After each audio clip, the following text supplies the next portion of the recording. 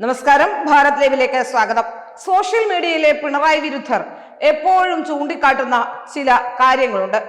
അതിലേറ്റവും പ്രധാനപ്പെട്ടത് പിണറായി വിജയനുമായി വേദി പങ്കിടുകയോ പിണറായി വിജയനോടൊപ്പം ചിത്രമെടുക്കുകയോ പിണറായി വിജയനുമായി കൂടുതൽ ബന്ധം സ്ഥാപിക്കുകയോ ഒക്കെ ചെയ്തു കഴിഞ്ഞാൽ അവരുടെ ഭാഗ്യമെല്ലാം അസ്തമിച്ചു പോയി എന്നാണ്. ഇത്രയും കാലം ഞാൻ അത്തരത്തിൽ ചിന്തിച്ചിട്ടില്ല കേട്ടോ. പക്ഷെ ഇപ്പോ അങ്ങനെ ഒരു ചിന്ത എനിക്കും തോന്നുന്നു. അതിന് കാരണം ഇപ്പോ വെള്ളാപ്പള്ളി നടേശനെ SNDP യോഗം ജനറൽ സെക്രട്ടറി സ്ഥാനത്ത് നിന്ന് പുറത്താക്കിയിരിക്കുന്നു എന്നുള്ളതാണ്. വെള്ളാപ്പള്ളി നടേശനെ നമുക്കറിയാം, എത്രയോ വർഷങ്ങളായി SNDP യോഗത്തിന്റെ നട്ടല് എന്ന രീതിയിൽ തന്നെ പ്രവർത്തിച്ചു കൊണ്ടിരിക്കുകയും നിരവധി പേരിൽ നിന്ന് പലതരത്തിലുള്ള അഴിമതി ആരോപണങ്ങളും ഒക്കെ നേരിട്ട വ്യക്തിയാണ്.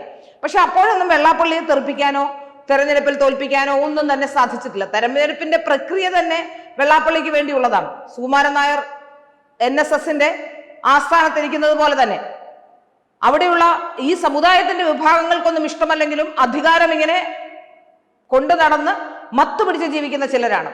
ഇപ്പോ വെള്ളാപ്പള്ളി ഇടതുപക്ഷത്തും വെള്ളാപ്പള്ളിയുടെ മകൻ BJP പക്ഷത്തുമൊക്കെ നിലയുറപ്പിച്ചതാണ്.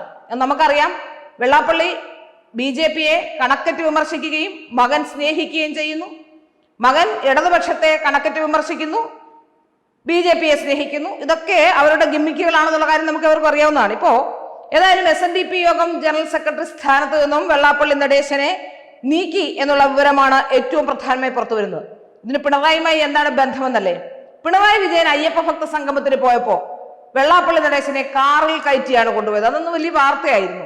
ഏതായാലും പിണറായിയുടെ കാറിൽ കയറിയ വെള്ളാപ്പള്ളി തെറിച്ചിരിക്കുന്നു എന്നാണ് മനസ്സിലാക്കാൻ സാധിക്കുന്നത്.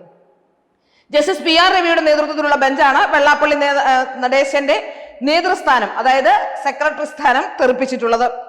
വെള്ളാപ്പള്ളി നടേശനെ SNDP യോഗം ജനറൽ സെക്രട്ടറി സ്ഥാനത്ത് നിന്നും നീക്കി എന്നതാണ് ഏറ്റവും പുതുതായി പുറത്തു വരുന്ന വിവരം.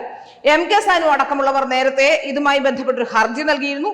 ഈ ഹർജി പരിഗണിച്ച ജസ്റ്റിസ് PR രവിയുടെ നേതൃത്വത്തിലുള്ള ബെഞ്ചാണ് വെള്ളാപ്പള്ളിക്ക് ഈ സ്ഥാനത്ത് തുടരാൻ അർഹതയില്ല എന്ന് ഉത്തരവിട്ടത്. ഇതിന് പ്രധാനപ്പെട്ട കാരണം വാർഷിക റിട്ടേൺ സമർപ്പിക്കുന്നതിലെ വീഴ്ച ചൂണ്ടിക്കാട്ടിയാണ് നടപടി. നിരവധി നാളുകളായി തുടരുന്ന നിയമ പോരാട്ടത്തിന്റെ അവസാനമാണ് ഇത്തരത്തിലൊരു ഉത്തരവിലേക്ക് എത്തിയിട്ടുള്ളത്. SNDP യോഗത്തിന്റെ കണക്കുകളിൽ വലിയ ക്രമക്കേട് നടന്നിട്ടുണ്ട് എന്ന തരത്തിൽ ആരോപണം ഉയർന്നിരുന്നു. അത് പരിഗണിച്ചാണ് ഇപ്പോൾ ബോർഡ് മെമ്പർമാരെ മൊത്തം അയോഗ്യരാക്കിയത്. അങ്ങനെയാണ് ഹൈക്കോടതി ഉത്തരവ്.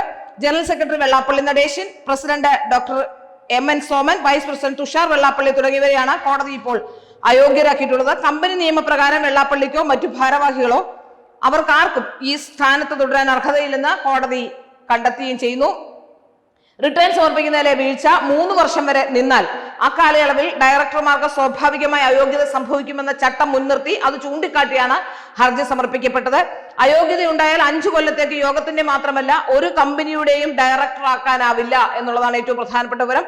2013-14 മുതൽ 2015-16 വരെ 3 കൊല്ലം തുടർച്ചയായി യോഗത്തിന്റെ റിട്ടേൺ സമർപ്പിക്കുന്നതിൽ വീഴ്ച വരുത്തിയിട്ടുണ്ടെന്നാണ് ചൂണ്ടിക്കാട്ടിയിട്ടുള്ളത്. 2000 ഓഗസ്റ്റിൽ ഹർജിക്കാർ രജിസ്ട്രേഷൻ അധികൃതർക്ക് ഇതുമായി സംബന്ധിച്ചൊരു നിവേദനം നൽകിയിരുന്നു. എന്നാൽ നടപടി ഉണ്ടായിരുന്നില്ല. പിന്നാലെയാണ് ഹൈക്കോടതിയെ സമീപിച്ചത് എന്നാണ് മനസ്സിലാക്കാൻ സാധിക്കുന്നത്. ഏതായാലും ഇത്രയും കാലം വെള്ളാപ്പള്ളി നടേശനെ തലയിലേറ്റി നടക്കുകയായിരുന്നു പിണറായി വിജയൻ. വെള്ളാപ്പള്ളി നടേശനെ തലയിലേറ്റി നടക്കുന്നതിന്റെ ഗുട്ടൻസ് നമുക്കറിയാവുന്നതാണ്. വെറും വോട്ട് രാഷ്ട്രീയം എന്നതിനപ്പുറത്തേക്കൊന്നുമില്ല. വെള്ളാപ്പള്ളിക്കാണെങ്കിൽ എല്ലാ കേസുകളിലും രക്ഷപ്പെടുകയും വേണം. അങ്ങനെ പരസ്പരം കൊണ്ടും കടുത്തും പോയിരുന്ന രണ്ടുപേരാണ്. ഇനി ഏതായാലും വെള്ളാപ്പള്ളിയെ പിണറായി വിജയൻ എന്നല്ല ഒരു മനുഷ്യനും വേണ്ടാതെ വരുന്ന കാലഘട്ടമാണ് എന്നാണ് മനസ്സിലാക്കാൻ സാധിക്കുന്നത്. ഇനി SNDP യോഗം ജനറൽ സെക്രട്ടറി സ്ഥാനത്ത് നിന്നും വെള്ളാപ്പള്ളിയുടെ മകനും തെറിക്കുമ്പോൾ രാഷ്ട്രീയം പുതിയ SNDPയുടെ രാഷ്ട്രീയം പുതിയ ദിശയിലേക്കാണോ പോകുന്നതെന്ന സംശയം നമുക്ക് ബാക്കിയാവുകയാണ്. എന്തായിരിക്കും അടുത്ത തീരുമാനം? നമുക്കറിയാം, സുപ്രീം കോടതിയിലേക്ക് എന്തായാലും പോകുമായിരിക്കും. താൽക്കാലികമായി ചിലപ്പോൾ ഒരുപക്ഷെ സ്റ്റേ ഒക്കെ കിട്ടിയേക്കാം. പക്ഷേ എങ്കിലും വെള്ളാപ്പള്ളിയുടെ പതനം ആരംഭിച്ചിരിക്കുന്നു എന്നാണ് മനസ്സിലാക്കാൻ സാധിക്കുന്നത്. ആ പതനത്തിലേക്ക് നയിച്ചത് ഒരുപക്ഷെ പിണറായി വിജയനുമായുള്ള കാർ യാത്രയാണോ എന്ന സംശയം സ്വാഭാവികമായി സോഷ്യൽ മീഡിയ ഉയർത്തിയാൽ അതിനെ കുറ്റം പറയാനും കഴിയില്ല.